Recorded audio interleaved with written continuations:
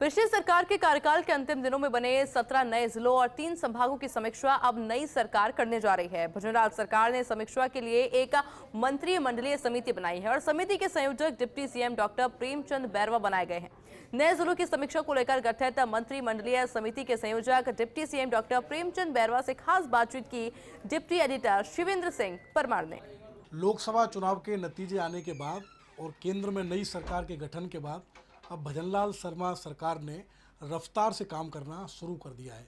पिछली सरकार ने जो जिले बनाए थे और उनको लेकर कई तरह की राजनीति हुई थी, उन जिलों की समीक्षा अब मौजूदा सरकार करने जा रही है। एक कमेटी बनाई गई है मंत्रिमंडलीय समिति और उसके जो संयोजक हैं वो हैं उप मुख्यमंत्री डॉक्टर प्रेमचंद बैरवा। उनसे बातचीत करेंगे। सर, काफ़ी बवाल हुआ था जब नए जिले बने थे और आप लोगों ने ये कहा कि चुनाव में फ़ायदा लेने के लिए जो तत्कालीन सरकार थी उसने नए जिले बनाए हैं। अब आप समीक्षा करने जा रहे हैं।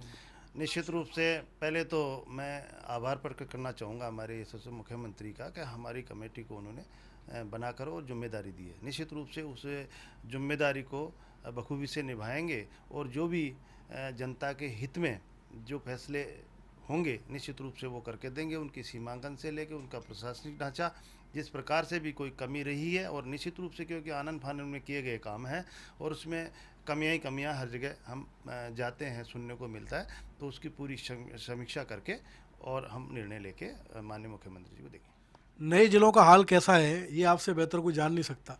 जिस जिले से आप आते हैं दूदू से, वहाँ ना तो कलेक्टर है ना एसपी है, दोनों ही अधिकारी नहीं है। सर, इस तरह की स्थिति पर क्या कहेंगे आप? देखिए, कलेक्टर और एसपी की इसलिए क्योंकि एक छोटा ज़िला उन्होंने बनाया, लेकिन अगर इतने फ़ायदा ही पहुंचाना था तो निश्चित रूप से 2-4 कॉन्स्टिट्यूंसी उसमें और जोड़ के उसको बड़ा उसका पेराफेरी एरिया बड़ा बनाते तो निश्चित रूप से उस ज़िले का आनंद आता, अधिकारी काम भी मिलता।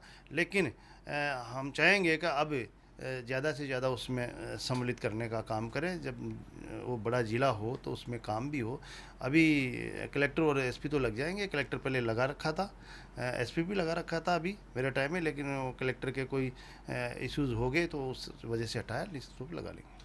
अभी सर जो आपके आदेश हुए नई कमेटी के, बहुत जल्दबाजी में है सवाल, लेकिन क्या जब आप समीक्षा करेंगे तो ये किया जाएगा कि इन जिलों को आपस में एडजस्ट किया जाएगा या कुछ जिले ऐसे भी हैं जिनका अस्तित्व समाप्त कर दिया जाएगा, अगर ये तय हो जाए कि इसकी कोई ज़रूरत नहीं? ये चीज़ें सारी समीक्षा करने के बाद ही बता पाएंगे। अभी कल उन्होंने बनाए हैं। निश्चित रूप से हम हर वहाँ की जनता से, वहाँ के जनप्रतिनिधियों से, वहाँ के लोगों से, अधिकारियों से, सबसे इस चीज़ की समीक्षा करेंगे। फिर हम कमेटी बैठ के जो निर्णय लेंगे वो माननीय मुख्यमंत्री जी को बताएंगे। आचार संहिता हटने के बाद आपने अपने विभागों पर भी फोकस किया है। सर, कल काफ़ी मैराथन बैठकें ली हैं आपने। ट्रांसपोर्ट डिपार्टमेंट में क्रांतिकारी काम करने आप जा रहे हैं कि जो उड़न दस्ते हैं उन पर आप कैमरे लगाएंगे।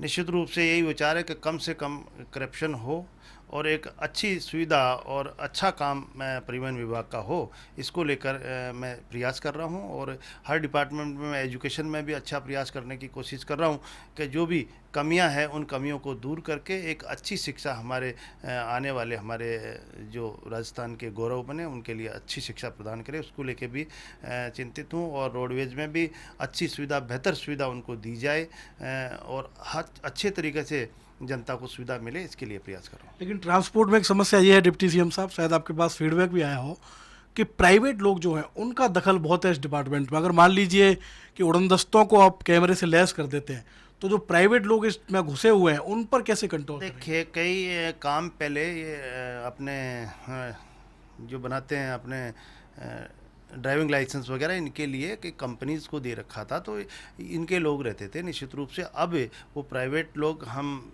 बहुत कम और हमारे डिपार्टमेंट के लोग ही काम करेंगे। निश्चित रूप से मैंने कल भी यही कहा कि प्राइवेट लोगों की दखलंदाजी नहीं रहेगी। उच्च शिक्षा विभाग भी आपके पास है और कॉलेजों की भी आप समीक्षा कर रहे हैं। कई कॉलेज जहाँ फैकल्टी नहीं है, संकाय नहीं है, उनको भी बंद कर सकते हैं। निश्चित रूप से उनको लेके ही काम कर रहा हूँ मैं कि कहाँ जहाँ पर बच्चे कम हैं, कॉलेज खुला हुआ है, वहाँ पे टीचर्स नहीं है, वो सारी व्यवस्थाओं के लिए मैंने कल ही एक मीटिंग बुलाई है और निश्चित रूप से उन सब चीज़ों को लेकर हर बिंदु पे मैं काम कर रहा हूँ और जल्दी ही हर बच्चों को अच्छी शिक्षा मिले, इसके लिए मैं प्रयास कर रहा हूँ। टीचरों की सुविधा हो, बच्चे भी ज़्यादा हो, इसके लिए मैं काम कर रहा हूँ। एक आखिरी सवाल और सर, जो 2-2.5 महीने का गैप आया लोकसभा चुनाव के कारण जितना रफ्तार से काम इन विभागों में नहीं होना चाहिए था वो नहीं हो पाया।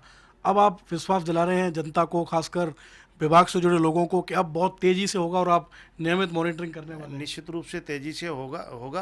पहले भी काम रफ्तार रुकी नहीं है, लेकिन फिर भी चुनाव की वजह से हम बाहर रहे, लेकिन फिर भी काम की मॉनिटरिंग हम रखते रहे हैं और आगे अब निश्चित रूप से अधिक काम करेंगे कि हमारी जनता को अच्छी सुविधा हम दें हर प्रकार की, और अधिकारी कर्मचारियों पे भी हम हर प्रकार की निगरानी रखें कि वो अच्छा काम करें और अच्छे नतीजे दें। तो ये है उप मुख्यमंत्री डॉक्टर प्रेमचंद बैरवा, जो संयोजक है उस कमेटी के, जो कमेटी समीक्षा करेगी पूर्ववर्ती सरकार ने जो जिले और संभाग बनाए थे उनकी। उन्होंने कहा है कि अभी ये कहना जल्दबाजी होगा कि किस जिले को रखा जाएगा, किसको हटाया जाएगा, लेकिन उन्होंने कहा है कि मेरिट पर फैसला लिया जाएगा। और अगर ये साबित होता है कि सिर्फ चुनावी फायदे के लिए पिछली सरकार ने इन जिलों और संभागों का गठन किया, तो जो फैसला सरकार को लेना होगा उससे भजनलाल शर्मा सरकार पीछे नहीं हटेगी। कैमरामैन सुरेंद्र के साथ Shivendra Pratap Singh Parmar, first India news, Jaipur.